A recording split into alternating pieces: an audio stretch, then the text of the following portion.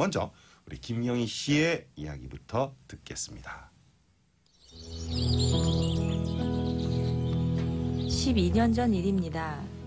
출산을 한 바로 다음 날 우리 둘째 딸 희수가 급작성 경련으로 뇌병변에 의한 지적 장애란 질병을 얻었습니다.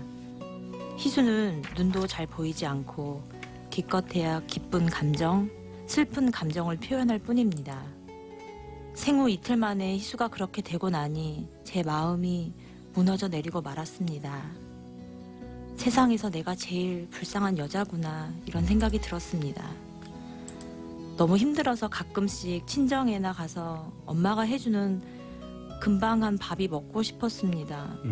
그런데 엄마가 조금씩 이상한 행동과 모습을 보이기 시작했습니다. 그렇게 깔끔하시던 분이었는데 집안이 온통 어질러져 있고 다단계 제품들을 다량으로 구입해서 제 남편이 환불하러 다녀야 했습니다. 당시에 저는 제 생각으로 꽉 차서 엄마의 사정을 살필 상황이 아니었습니다. 그렇게 우리 엄마는 무방비 상태로 서서히 치매의 공격을 받기 시작했습니다. 그리고 어느 날 우연히 친구를 따라간 병원에서 치매 진단을 받았습니다. 아직은 맑은 정신이실 때가 많으셨던 시기라 엄마는 큰 충격에 빠졌습니다. 필사적으로 자식들한테 짐이 되지 말자는 생각을 하실수록 엄마의 행동은 도리어 이상한 강박증의 형태를 보이기 시작했습니다. 그리고 시간이 갈수록 맑을 때보다는 흐려지는 때가 많아지기 시작했습니다. 당시 저는 둘째 딸 희수 일만으로도 벅찬 상황이었습니다. 병원에서 엄마가 치매 초기 진단을 받으시고 엄마가 환자라는 것이 확실해졌을 때 저는 아직도 그것을 어떻게 말로 설명해야 될지 모르겠지만 글쎄요, 하늘에서 뚝 떨어진 어떤 엄청난 힘인 것 같아요. 엄마가 짐이 된다기보다는 그렇게 안쓰럽고 사랑스러울 수가 없는 것이었습니다. 엄마는 평생 아빠하고 그 흔한 부부싸움을 자식들 앞에서 한 번 안 하셨던 고운 분이셨습니다. 그런 엄마가 아빠를 여의고 딸인 제가 장애아를 키우는 걸 지켜보면서 마음고생을 얼마나 하셨을지 같은 여자로 충분히 이해가 됐습니다. 그리고 우리 엄마는 그런 깊은 고통과 고독 끝에 결국 치매라는 자기만의 방에 갇혀버리게 된 것입니다. 엄마의 외로움은 일반인의 경험치를 넘어서는 깊은 외로움을 보였습니다. 바람 앞에 흔들리는 촛불처럼 엄마 영혼이 걷는 그 외로움에 공감이 됐습니다. 엄마 아파트를 처분하고 제가 사는 빌라 아래층으로 모셨습니다. 엄마의 치매 증상은 망상과 배회 증상으로 자주 나타나셨습니다. 집을 나가서 길을 잃어버려서는 제 가슴을 철렁거리게 만들 때가 많습니다. 문을 잠궈두라는 권유가 많았지만 차마 엄마를 가둬두고 싶지 않았습니다. 우리는 고민 끝에 제 방에 엄마를 모니터하는 CCTV를 설치해 놓고 한편으로는 희수를 돌보면서 동시에 엄마를 지켜보고 있습니다. 그렇게 하고 살아온 게 이제 4, 5년이 다 돼갑니다. 장애딸과 치매 엄마 사이에서 고생이 많을 거라고 사람들은 입을 모읍니다. 물론 몸은 힘듭니다. 하지만 마음은 그렇게 평화롭고 감사할 수가 없습니다. 저는 치매 엄마 앞에서 맨날 철부지 딸처럼 깔깔거리고 살고 있습니다. 엄마한테 늘 하는 얘기가 있습니다. 엄마, 꼭 100살까지 사세요. 정말 제 진심입니다. 저는 앞으로도 한 30년은 충분히 엄마하고 행복하게 살 자신이 있습니다. 네, 이해는 되는데요. 한편으로는 또 이런 생각도 듭니다.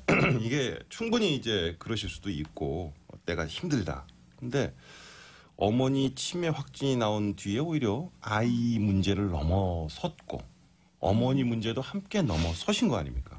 네. 그걸 저희 같은 사람들은 어떻게 받아들여야 되나요? 엄마가 치매라는 진단을 받았다는 것은 저한테 그때 어떤 의미로 다가왔냐면 이제 남은 인생이 별로 없구나. 게다가 정상적인 감정의 교류나 의사소통할 수 있는 기회가 박탈을 당하는 거구나. 나에게 이제 시간이 정말 촉박하구나. 그리고 이 촛불이 꺼져가고 있구나. 근데 나는 그 꺼져가는 촛불을 훅 불어버릴 수가 없는 거죠. 그래서 괜히 둘째가 아플 것을 경험할 때까지는 네. 생명의 소중함에 대해서 뭐 죽나 보지. 태어나면 죽는 게 당연하지.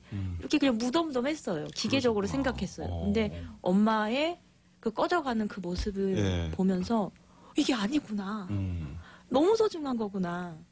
내가 서포트 해야 되는 거구나. 예. 그렇게 됐었던 것 같아요. 대단하십니다. 이야기 들으면서 이제 어머니가 옛날엔 굉장히 곱고 아름다우셨던 분이신 것 같아요. 아버님과 단 한 번도 정말 자식들한테 네. 싸우지 않았던 모습 보면 또 그런 어머니가 이렇게 치매에 걸렸을 때 딸로서는 어떤 마음이셨어요? 그러니까 엄마가 치매에 걸린 시점이 네. 아버지 돌아가시고 또 3개월 후에 바로 또 큰 교통사고 나셔가지고 아이고. 뇌를 손상이 한 달 동안 의식이 없었어요. 그래서 다 돌아가신다고 그랬어요. 근데 기적적으로 돌아오셨거든요. 직접적인 그럼 어떤 손상이 외상에 있었던 의한 뇌 외상에 손상이 있는 거죠. 근데 시어머니 얘기를 좀 안 하면 안 될 것 같아요. 네. 예.